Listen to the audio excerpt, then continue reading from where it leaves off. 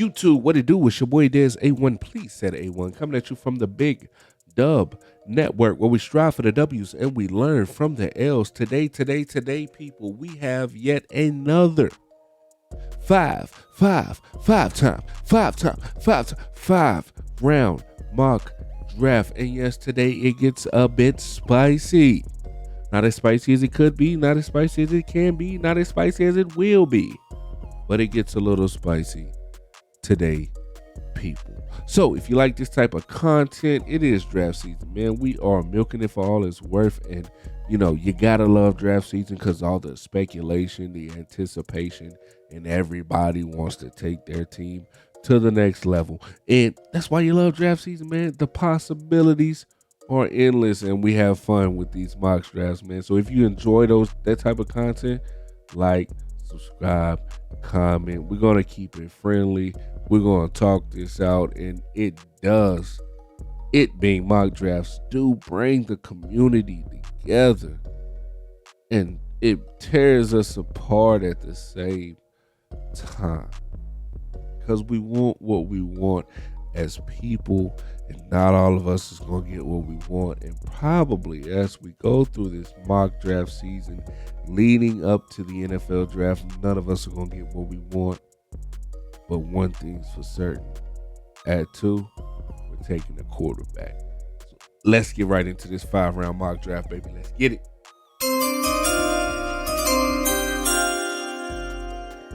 With the second overall pick in this year's NFL draft, the Washington Commanders are going to select Jaden Daniels, quarterback, LSU, fifth-year senior, standing at 6'4", weighing who the fuck cares? Jaden Daniels. If you watch the last 5-round mock draft I put up, I drafted Drake May here for us. One of the main reasons that I like Drake May so much more than Jaden Daniels was Drake May's prototypical NFL size. 6'4", I think at the combine he weighed something between 220, 225. Just something that you would think, you know, could better stand the test of time in the brutal NFL. And if you think about it, it kind of makes sense. And then you compare Drake May's talent and abilities and recent production to those of Jaden Daniels, in my honest opinion, it's not even comparable. It's not even comparable. I'm not going to say it's like what's kind of night and day.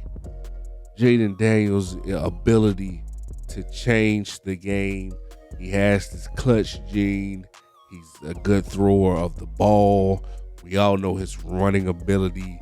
Jaden Daniels just has so many factors that will translate to the NFL so well, so quickly. A lot of people want Drake May because, you know, he'll last the longest. We're thinking 10, 12 years down the road. Maybe some people are thinking 15 too for Drake May for us, but thinking so far down the road what he can do for us, I'm thinking about that as well. And I think Jaden Daniels can do that for us just as well, and even more successful as we get that longevity here in the NFL. I just feel like this young man has all the talent. He has everything we would want or we would need in a quarterback right now.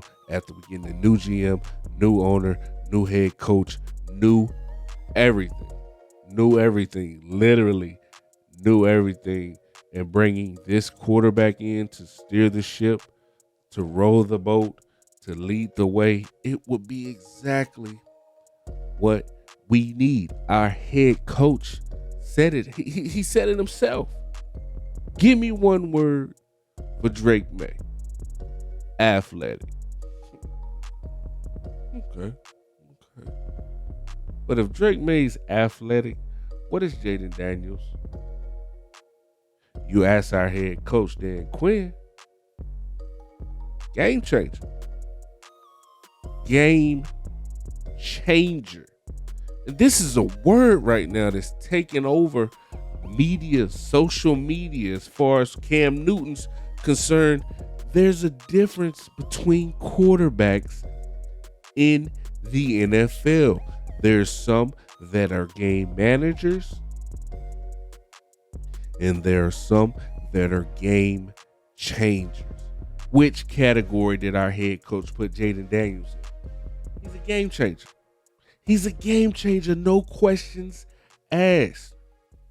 No questions asked. We draft Jaden Daniels. Third downs are the scariest downs for opposing defensive coordinators.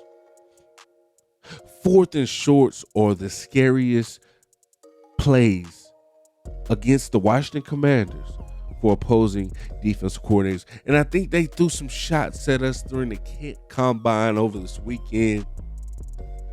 They said most defensive-minded head coaches would want a Jaden Daniels because he would cause so many headaches and cause you to figure out a way to really dial in and stop this young man. I think that was shots at us. I'm like, that makes sense. Defensive, you want what you would feel is a struggle to defend. He's comp to Lamar Jackson. Not saying he's Lamar Jackson. Lamar Jackson's running ability is a lot different than Jaden Daniels.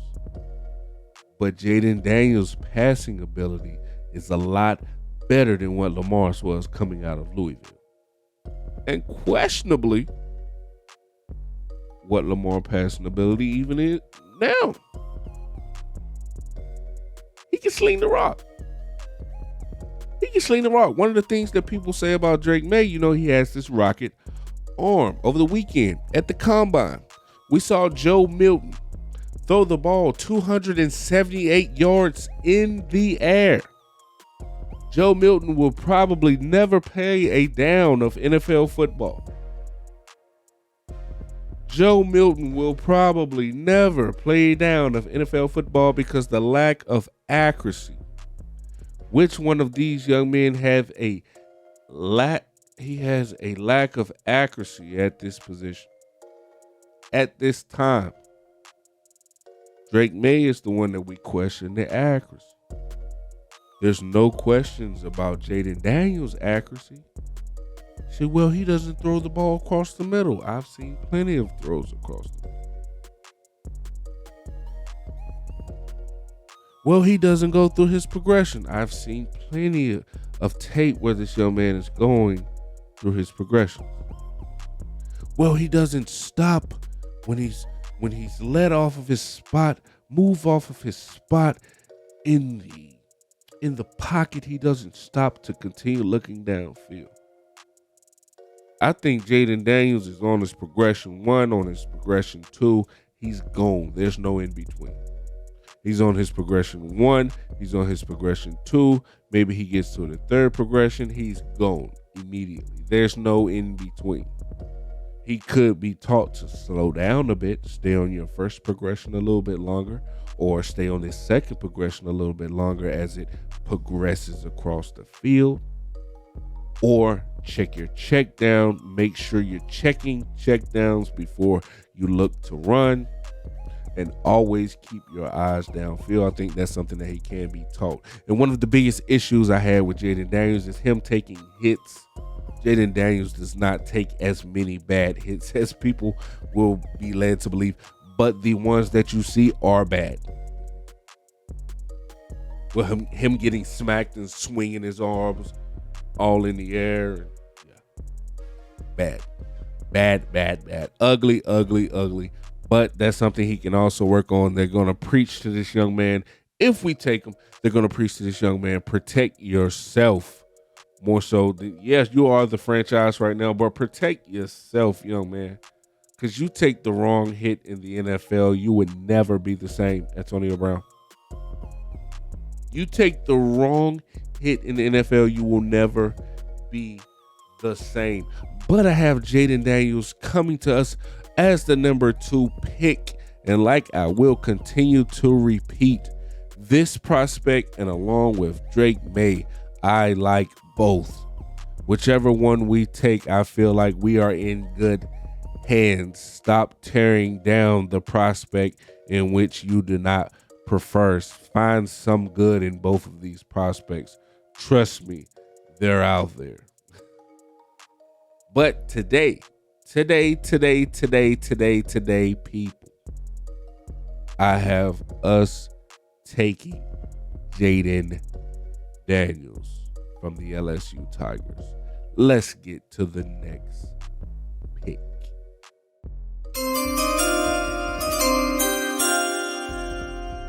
With the 21st pick in the NFL draft, the Miami Dolphins have traded this pick to the Washington Commanders for the 36th pick, the 101st pick, and a next year's third. Washington Commanders are on the clock, and the pick is in. Who did they get at the 21st pick in this year's NFL draft? They, in fact, pull in J.C. Latham, right tackle for the Alabama Crimson Tide. Standing 6'6", 335. A story I heard as Tyron Smith was expected to hit the market this offseason. Cowboys brought him in fact, as a right tackle. Got him in, saw that the ability was even more than they even expected. Said, go play left tackle for us for years. Here we are. I'm hoping J.C. Latham could possibly do something similar to that for us. J.C. Latham, we're going to start him at right tackle, move him to left tackle, or just throw him over there, man. Let him learn. Let him get some battle scars, and we go from there. One of the reasons I feel like we can target the Miami Dolphins for a possible trade up is Miami Dolphins are under the cap. They're releasing quality players by the day. They're going to want to get young and cheap and talented, because they're already extremely talented. But they're going to want to get younger and cheaper, and they're going to want to do that to fill the roster, being so far under the cap. And you know we're sitting at number 1 as far as cap, so we're going to spend money this weekend. They're trying to figure out ways to save money, so we're in completely different boats. We can get them extra picks, 2 for this year, possibly more, or 1 for this year, 1 for next year. Maybe they want even more. Like I said, we gave up the 36, 101, and 36, 101, and the next year's third or next year's second. I don't quite remember, but they may want even more. I'm not in the boat of giving up too much, because right now the trade down crowd is hating me right now. You're trading picks, or gee willikers, you're trading picks as many hoes as we have as a football team? Trading picks, man. I spoke about the situation that the Dolphins are in right now as far as looking for young talent. You know what we're looking for? We're looking for talent. We're not in the same boat as the Miami Dolphins. We're looking for talent, period. So what better way to get talent than go back up in the draft, 21st overall, and pick up a prospect like J.C. Latham, one of the best performers for the O-line at this recent combine. At 21, it's pretty much of a stretch whether he'll be there or not. There's a deep tackle class. There's a deep line class, period. And another prospect I would target if we were to trade up as 21 to 21 is Jackson Powers Johnson. They say, you would trade up that far, give up that much for a center? Yes, for a very talented prospect. Yes. And people, you do not have to remind people during draft season that every prospect is not going to hit. You don't have to remind people that. Everyone knows that. You don't have to voice that, remind people that every pick isn't going to hit. No. But what a higher pick can do is have a higher floor, in fact, than some of the picks later in the draft, and also a higher ceiling because they have a better foundation of skills and talent already. And that's what you want. You want more high floor, high ceiling players. That's what you want. You just don't want more players.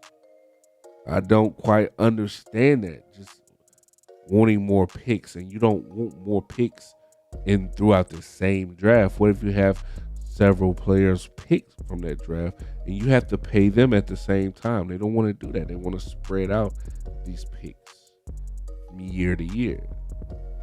So, like I said, we trade back up into the first round. I am predicting it now.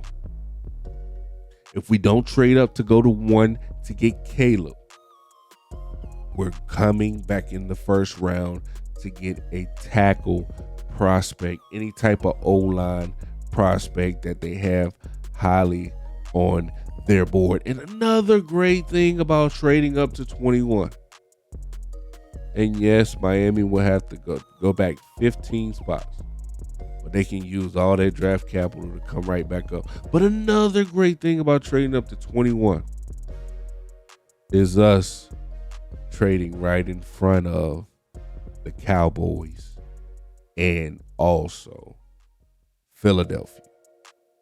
If we take Jackson Powers Johnson, we're snatching them right from the Eagles. And if we come up and get someone like J.C. Latham, we're snatching them right from the Cowboys. So I see this as something that's very realistic and happening. If the world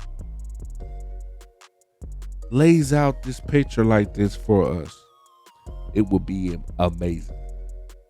And we don't give up too much draft capital. I don't want to start talking about 2s and 1s for next year yet. I don't want to touch those just yet.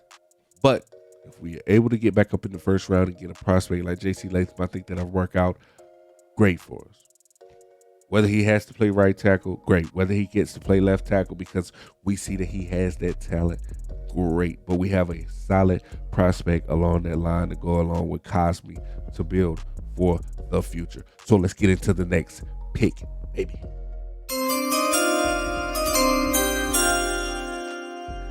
And with the 40th overall pick in this year's NFL draft, the Washington Commanders select no other than Darius Robinson, the edge from Missouri, the senior edge from Missouri, standing in at 6'5", 285. The edge position is one that we need a top prospect to provide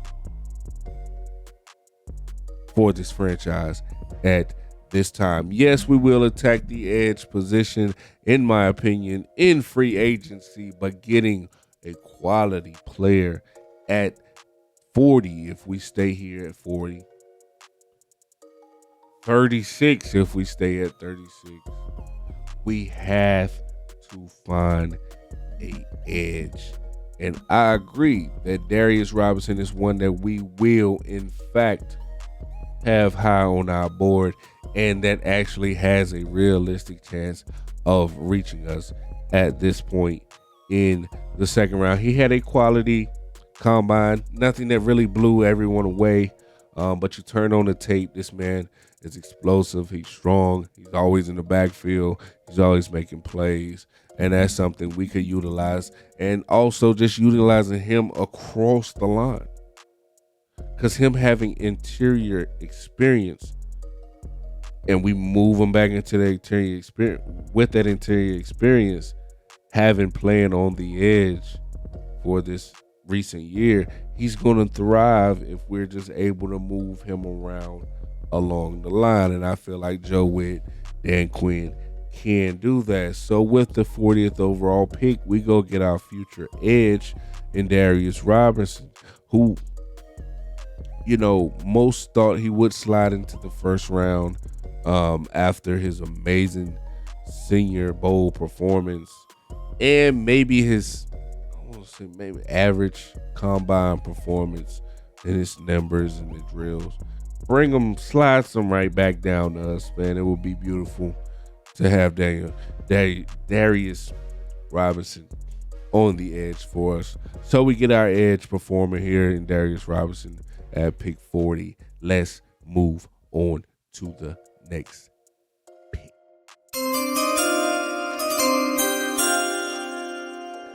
With the 67th pick in this year's NFL draft, the Washington Commanders select Cam Kinchens, DB safety prospect from the U, standing in at 6 feet tall, 205 pounds. Today we get the news that we may or may not keep Cameron Curl. He hit us with the deuces, the cryptic texts, the cryptic tweets, the sub-tweeting, the messages underneath the messages. I am one to say let Cameron Curl go. Never blew me off he never blew off the screen making these amazing plays for us at safety. He was always around the ball. I commend him for that, but he didn't make any plays and big plays as far as, you know, turning the game around, game-changing plays, getting turnovers, and that's one thing that Joe Witt and DQ have expressed. We want people that can take the ball away. Cam Kinchens can't take the ball away. 11 interceptions in his last 2 seasons at the U. He didn't wow anybody with the combine numbers. Another prospect that we may draft that didn't wow anybody with the combine numbers. But he is around the ball. He is a playmaker. When plays are to be made, he can get his hands on the ball and he can secure the turnovers. Get this guy in the building, man. Get him under Joe Witt. Get him under Dan Quinn. Get him in that young nucleus of talent that we have in our secondary to be taught by this talented group of coaches that will, in fact, develop these guys into ball hawks. And I don't doubt it at all that if we add a guy to our secondary like Cam Kinchens, cheap, young player. Don't get me wrong, Cam Curl is young, but Cam Curl's not cheap anymore. He's just not cheap. It's okay. Cam gonna go on, do big things. But ask me, or answer yourself this: what has Cam Curl showed you that he could potentially go to another team and make you feel some regret about us not keeping it? Because it's definitely not going out here and getting all these interceptions. It's definitely not going out here and forcing these fumbles. It's definitely not going out here and getting all these sacks, which potentially could be the case. And then we would realize that, you know, maybe Ron and Jack and all the defensive staff that we had here before was just holding everybody back. Maybe that was the case. Or maybe it wasn't. Maybe they were able to maximize some of the talent that we had, that these new coaches, this new GM has come in here and realized $14 million a year. You can go test the market. Come back to us when we're a little bit closer to 9 or 10. We'll talk. If you're too late, we're gonna go make our mind up and just target this young man in the draft, or have some other guys of equal ability to target in the draft. But Cam Kitchens can take the ball away. He's shown he can take the ball away. I would love to have him in this young secondary that we're building in Washington. And again, with this coaching staff, man, I feel and I think that they will turn this thing around with the talent that we have in the secondary. Maybe we're a corner short at this point, but we'll get them. Maybe Emmanuel Forbes is not the guy we wanted him to be. Like I said, I'm probably Emmanuel Forbes' biggest fan in the world right now, because I feel like he can play no more worse than he did last year. And he can still make plays. So if these coaches figure out, they see what everyone else saw leading up to the draft last year, and they put this young man in the position, the plays will be made. Just making sure he's in the position. Cam Kitchens, join this secondary and turn this thing around as soon as possible. Soon to have the top pass defense in the league. No doubts about it. Maybe not this year, maybe not soon. But 3rd round, 67 pick overall, Cam Kitchens. Let's get into the next pick.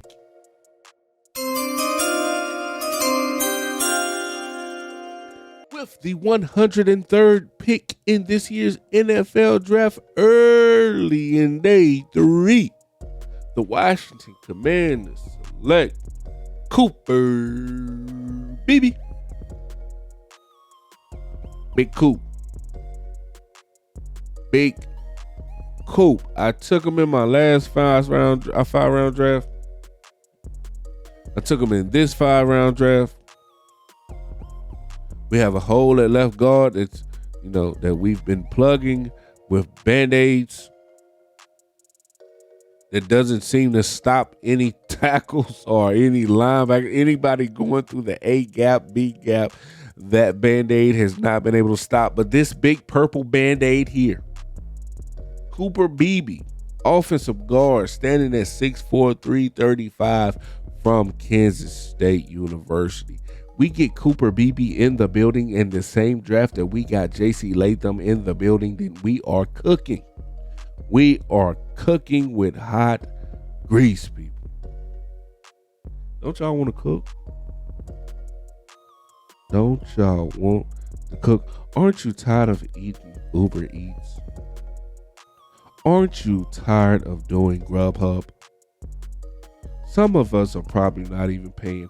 Aren't you tired of dining and dashing? Let us cook. Adam Peters comes in here and pulls a fucking draft off like this.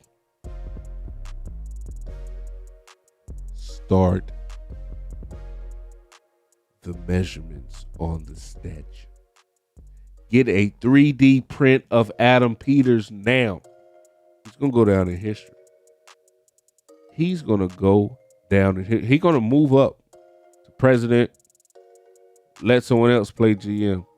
If we pull a draft off like this, if we can get a Cooper Beebe to go in that left guard position, along with a J.C. Latham that may work out at left tackle for us, we're talking about solidifying inside of the line that we have had trouble with for years, since Trent left. Charles Leno was not as bad as most would like to say. He was just average. Average just isn't good enough. At least this new regime doesn't want to be average. We're going to be ass or we're going to be great. We don't need average ass Leno at left tackle. Not for our second overall quarterback that we're going to draft. And that won't be JJ McCarthy, people. We don't need Charles Leno blocking for anybody that we bring in here at that number 2 overall pick. And God forbid we trade up to number 1. God forbid we trade up to number 1. But I know this, if we can pull a draft out like this, the line is rebuilt. Yes, we still have questions at center. We also could potentially have the answers in the building. Ricky Stromberg, is he ready to play center for us at a high pace of quality? Give us some quality center play. Maybe he's ready, maybe he's not. Maybe we go out and attack that in free agency. Maybe we go out and get a right tackle in free agency, or we get a right tackle later in the draft that we feel like can possibly play day 1 for us. Or maybe we go back to Andrew Wiley. I wouldn't want to do it, but damn. Just one more year, I guess. But we are slowly rebuilding this line. And if we get a J.C. Latham and a Cooper Beebe, I'd say the line is rebuilt. There's just one more spot to get right. If Stromberg was out there, it's just one more spot. That's that right tackle spot. We are going to get it right, people, and we do not have to get all of these fucking draft picks to get it right. We do not need all of these drafts. We need the right talent. We need to get talent in the building. Best player on the boards. Get talent in the building. Then we can be selective with who we take. We're not in a position to be too selective with what we take. We need talent in the building. We're lacking talent. They want explosiveness. We need explosiveness. Cooper Beebe is explosive. Let's get to this last pick.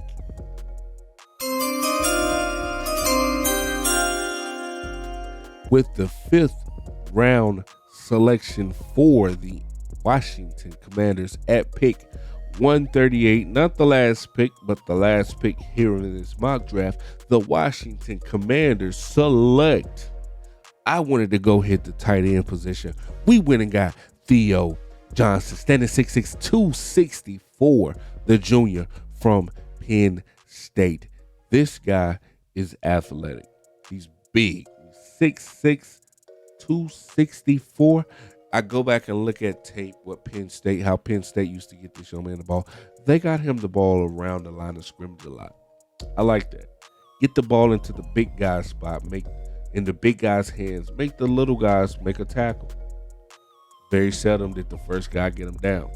He has enough speed to outrun guys if they're not at a good angle, if they're not at a quality angle. And he's an inline tight end.